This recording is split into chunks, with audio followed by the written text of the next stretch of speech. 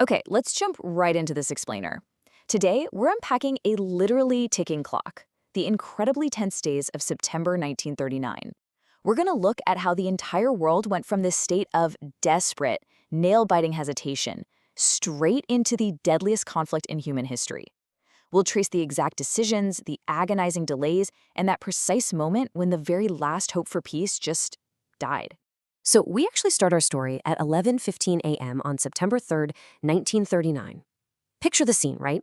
You have a visibly tired, just broken-sounding Prime Minister, Neville Chamberlain, sitting in the cabinet room at 10 Downing Street. This is a man who staked his whole reputation, his entire career really, on keeping the peace. He did everything he could for 3 years to avoid another European war. But that morning, he had to get on the radio and tell the British public that their final ultimatum to Germany had expired without a peep from Berlin. He ended that broadcast with a pretty devastating realization. Consequently, this country is at war with Germany. And this just perfectly captures the pure dread of that exact moment. Literally, within minutes of Chamberlain finishing that sentence, air raid sirens started wailing all across London. People absolutely panicked. They were scrambling for shelters because, the memory of horrific bombings in places like Guernica had convinced everyone that this new war was going to start with their cities just being obliterated from the air on day one. Now, it turned out to be a false alarm, just a single unidentified plane over the English Channel. The bombers didn't actually come that day, but mentally, the psychological war had absolutely begun.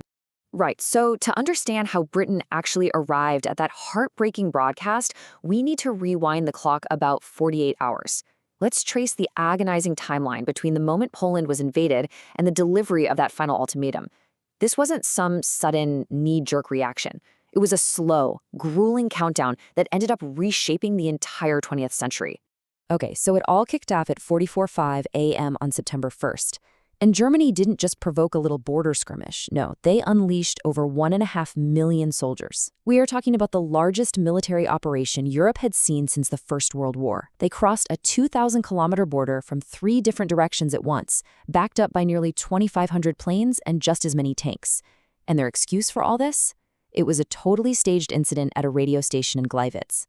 SS men literally dressed up in Polish uniforms to fake an attack.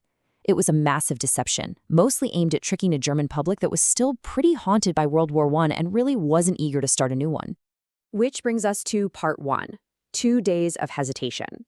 So while bombs are literally falling on Warsaw and the Polish government is practically begging for the Allied help they were promised, what happens in London and Paris?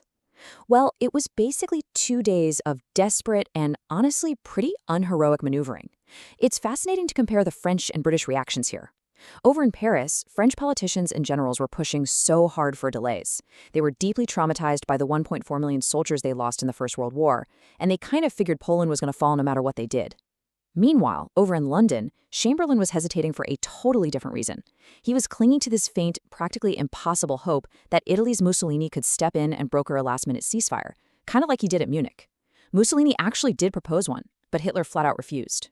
By the evening of September 2nd, so we're about 36 hours into the invasion now, patience in London just completely snapped. Chamberlain was speaking to the House of Commons, and he was still vaguely talking about negotiations.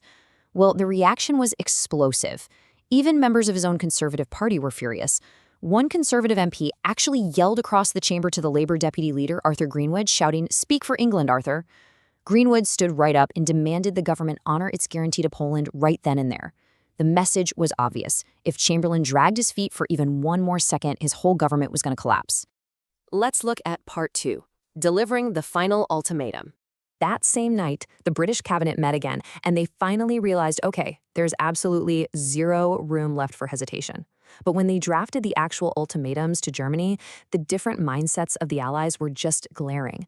The British delivered this very simple, direct deadline: stop the aggression and withdraw by 11 a.m. on September 3rd.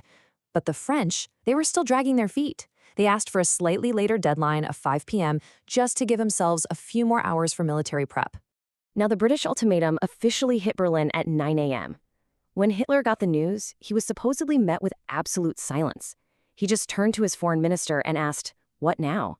It seems like he genuinely wasn't sure Britain would actually call his bluff and honor their guarantee. But standing nearby, his commander, Hermann Goering, reportedly muttered this incredibly haunting realization: if we lose this war, then God have mercy on us. They fully knew what a massive gamble they had just taken. And so, the clock just ticked down. The 11 a.m. deadline came and went. Absolute silence from the German government. Not a single word of response. That was the exact moment the very last fragile hope for peace officially died, forcing Chamberlain into the cabinet room to make that heavy, historic radio broadcast. Moving on to part 3, the Empire responds. Now, you might think Britain declaring war instantly plunged the whole world into conflict, but it wasn't quite that simple. We're talking about sovereign bodies making their own monumental choices here, so the reactions were wildly different. Australia and New Zealand, they were all in, offering automatic support and declaring war that exact same day. But Canada, they intentionally waited a full week until September 10th, mostly just to prove their independence and show they weren't just taking orders from London. South Africa was totally divided. They only declared war after their neutral prime minister got ousted. Over in India, the British viceroy just declared war on their behalf without any local consultation whatsoever, which naturally caused enormous resentment. And the Irish Free State, given their history with Britain, just opted for strict neutrality. And if we look across the Atlantic at the United States, which was the world's biggest economy and a massive potential military force, they stayed officially neutral. President Roosevelt privately sympathized with Britain and France, sure, but he was stuck on the sidelines. The American public was heavily isolationist. Very much like the French, Americans were still deeply scarred by the First World War, and a lot of folks believed they'd been manipulated into joining that one. Finally, part 4, Poland's reality and the Phoney War. Okay, so let's contrast all this diplomatic drama, the ultimatums, the radio broadcasts, with the absolute nightmare actually unfolding on the ground. Over in Poland, this brave, determined army was fighting literally for its life, but they were just overwhelmingly outmatched. Their lines were getting systematically crushed by German panzer divisions, and the Luftwaffe completely controlling the skies. But over in the West, Britain and France were engaging in what the press called the Phoney War, or the Sitzkrieg.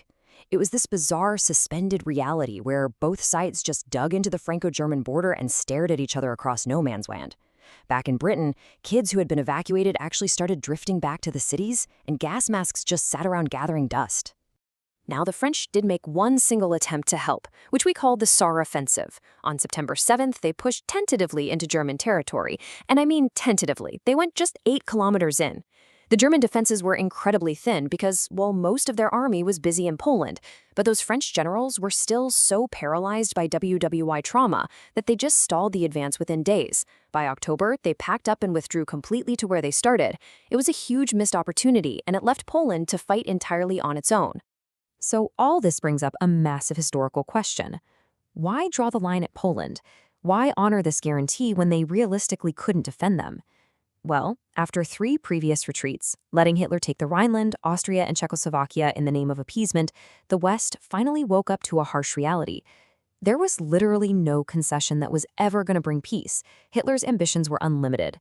If they didn't stand up right then, with a formal guarantee already on the books, would they ever stand up? I want to leave you with this final really provocative thought as we wrap up our explainer today. At the end of it all, 70 million people would lose their lives. Cities would be reduced to ash, and the entire map of the world would be redrawn. But could this unbelievable tragedy have been lessened if they'd taken a stand against aggression years earlier, back when Germany was a lot weaker?